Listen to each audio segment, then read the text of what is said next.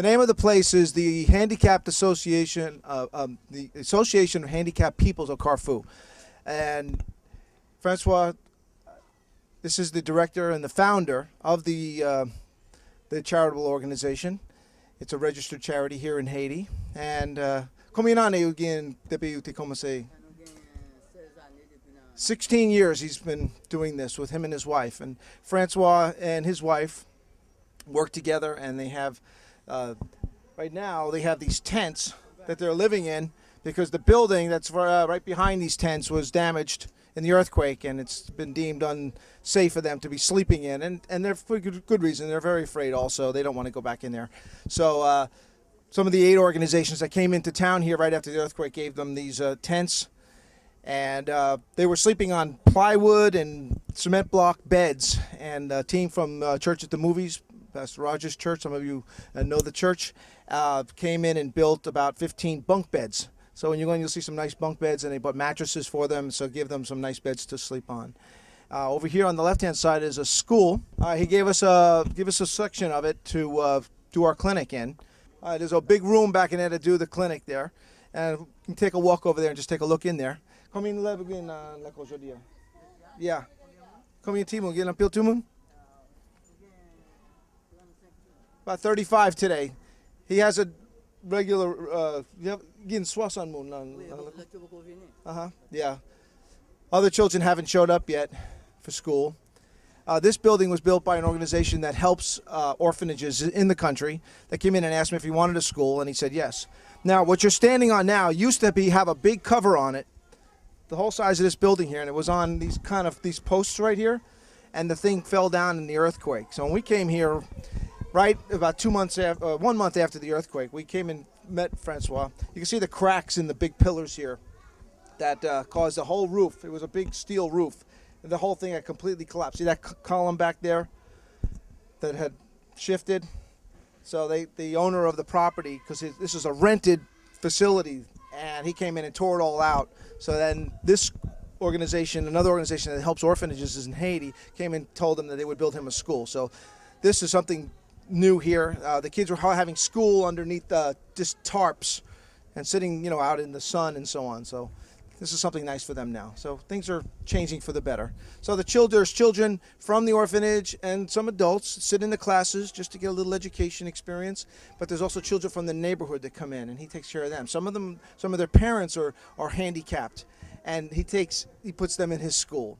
So you'll see a lot of adults coming in from the outside for the clinic who are on crutches, missing legs, and so on, and are limited in many ways. So we'll be taking care of them. So because he's got about 300 people in the program, but only about 35 of them stay here in this center. All right. So if you want to look inside the classroom, just pull back the sheet, and I think that's the one we're going to use for the clinic. And over here is where the children are. Now, some of you are sponsors. You have to find your sponsored children. I don't know if you're here. You try to point them out.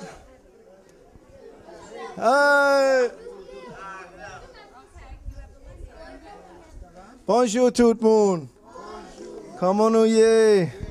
Amen. Go ahead. Go ahead. Step up and take a look.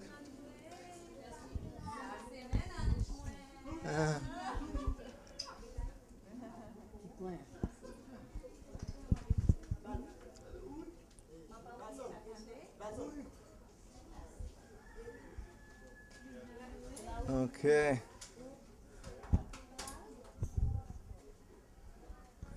Okay.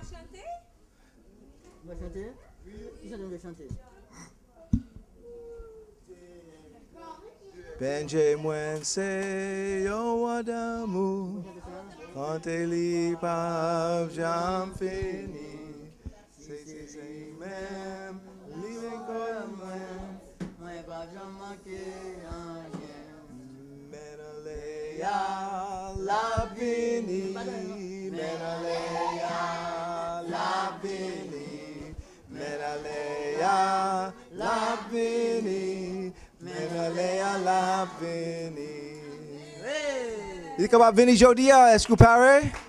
Okay. Amen.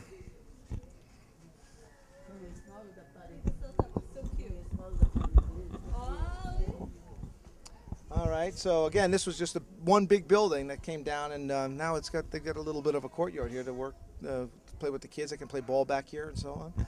All right. Let's move into the area where they're actually sleeping.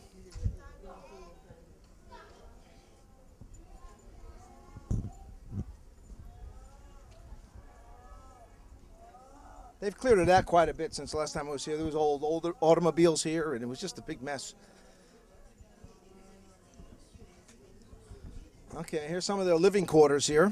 Now, this is an improvement over what they had. I know it looks pretty rough. They're living on dirt floors here and so on. But this is an improvement. They were sleeping on dirty old rusty beds without any mattresses on them. And so these are mosquito nets here and hanging down. So each person has their own bed.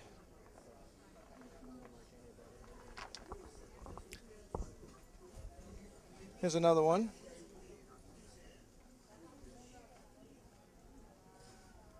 We'd like to build some temporary buildings, something like that, for them to have a little bit more protection from the weather, you know.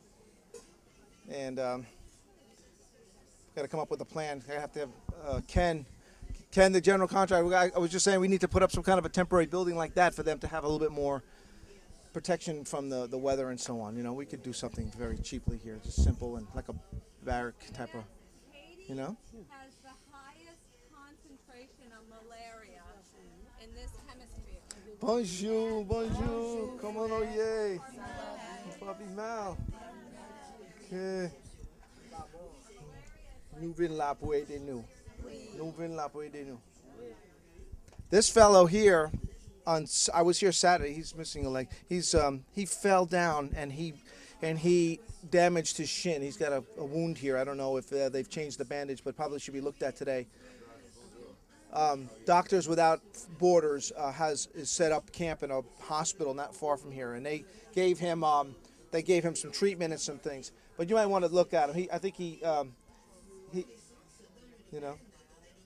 So you want to look at him. Tout corps fait mal. He doesn't feel anything. His body is like he doesn't feel anything in his whole body. That's what he's saying. He feels a little warm too, but you might want to check him out. A lot of times when older people fall, they fall because they've got an infection or something. Yeah. So he's missing a leg, so he can't get out of bed now, and we're gonna have to take care of him. So.